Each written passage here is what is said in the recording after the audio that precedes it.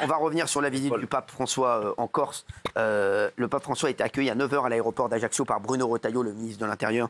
Regardez son arrivée. D'ailleurs, sur ce qui se passe à Mayotte aussi, a priori, vous avez vu François Bayrou, le Premier ministre, est parti à Pau pour un conseil municipal.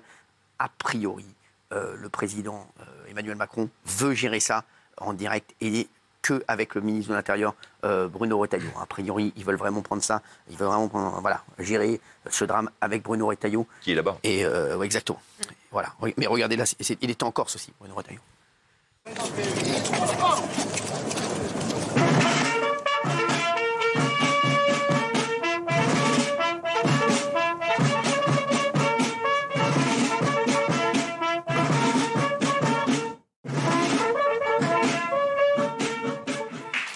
Alors, le pape.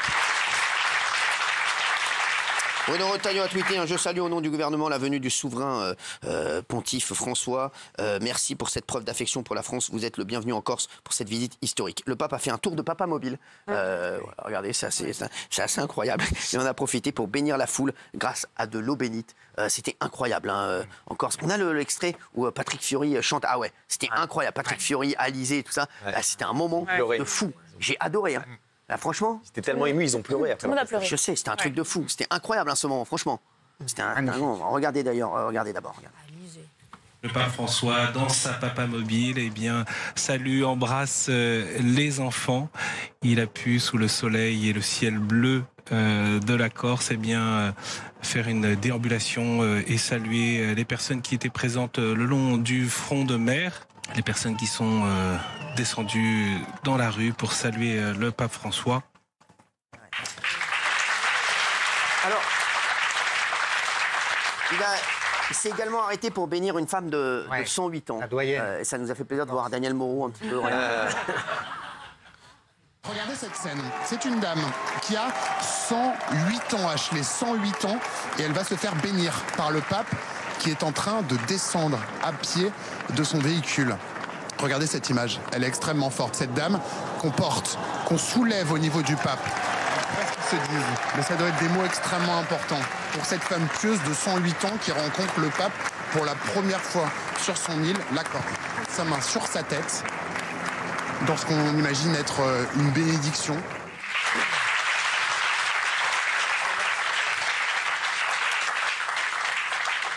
Alors, et le pape François est arrivé à la mairie d'Ajaccio. Il a été accueilli par énormément de chanteurs, dont Alizé et Patrick Fiori. Et franchement, c'était un grand moment. C'était fort. Moi, je ne connaissais pas la chanson, mais c'était incroyable. Et les Corses, franchement, bravo à eux. Et ils ont fait un truc de fou. Bravo la Corse. Très peu de temps, ils ont organisé un truc exceptionnel. Et il y a de l'émotion encore. C'est vrai, il se passe un truc. Il se passe un truc. L'émotion. Regardez, il se passe un truc.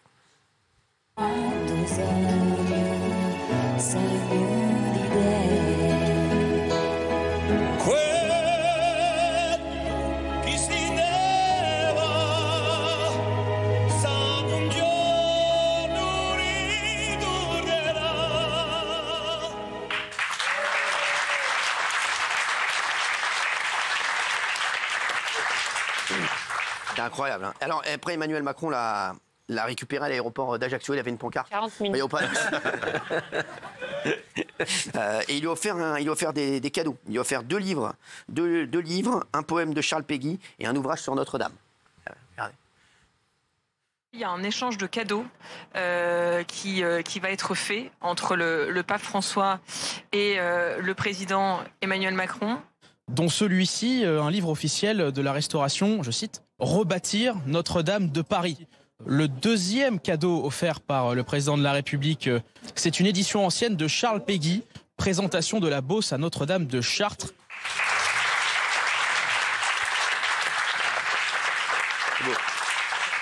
C'est la classe, ils sauvent des livres, des poèmes, tout ça. Un pote qui arrive, toi, il t'offre un Playmobil, c'est rien. De fou, quoi, ouais. Certains ont vu dans le fait d'offrir au pape un livre sur Notre-Dame une sorte d'ironie. Bien sûr. Voilà, c'est-à-dire le pape n'est pas venu. Je vais vous réexpliquer pour le pape. Je vais vous réexpliquer, parce qu'il y a eu énormément de choses qui ont été dites là-dessus, et je sais exactement ce qui se passe, et c'est exactement même la version d'Emmanuel Macron, le président. Sachez-le. La version, elle est simple. C'est que le pape, et je le redis, on l'a dit, le pape serait venu s'il y avait des lambdas pour rouvrir Notre-Dame. S'il y avait que voilà, les gens lambda, ils seraient venus. Le pape ne vient pas, car il y avait des chefs d'État, il y avait des people, et le pape ne fait pas ça. Voilà, c'est tout. C'est aussi simple que ça. Donc c'était ou le pape et que des fidèles, voilà, ça aurait été une solution aussi, ou bien on invitait Donald Trump, on invitait Elon Musk, on invitait... Mais ça a été un gros coup aussi, hein. Ouais. Mais le pape ne venait pas. C'est ce qu'a dit Fabrice Divisio, là. C'est exact, c'est aussi simple que ça, il n'y a même pas, il y a pas de vice.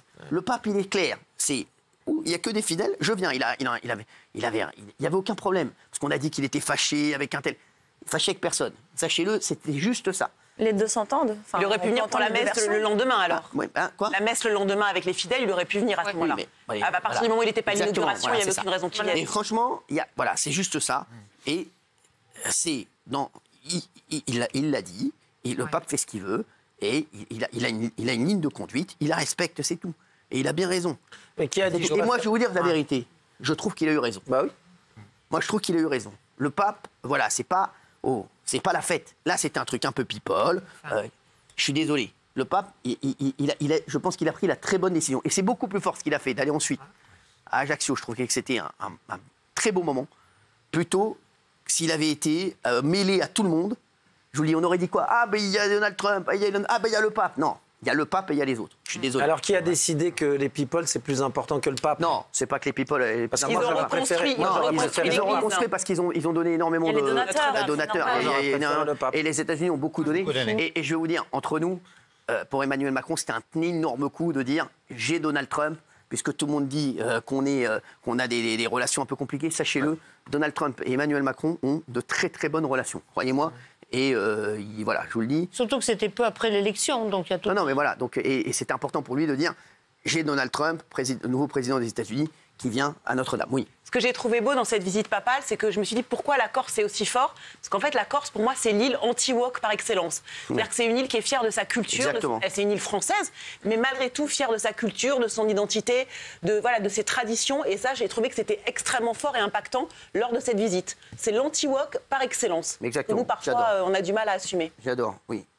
Oui. Pour appuyer ce que vous disiez, c'est pour ça que c'est le cardinal Bustillo, ami proche du pape, qui a organisé le voyage en Corse. C'est pour ça qu'il y a ces bonnes foules qu'on voit derrière vous. Qui serait d'ailleurs pressenti peut-être pour le prochain pape. Absolument, potentiellement. Potentiellement peut-être le prochain pape. Voilà. Et donc, ce bain de foule, c'est pour répondre au côté people de Notre-Dame. C'est l'authenticité. C'est-à-dire qu'il y a des gens qui lui tendent des enfants. Il y a la vieille dame, effectivement. C'est à rebours totalement du côté people de Notre-Dame. Exactement. De toute façon, c'est un pape de gauche, voire d'extrême gauche. C'est le pape de la Méditerranée. C'est le pape des migrants, c'est pas le pape des habits chiots. La troisième image du jour, c'est Louis Sarkozy, le fils de Nicolas Sarkozy, qui se lance en politique.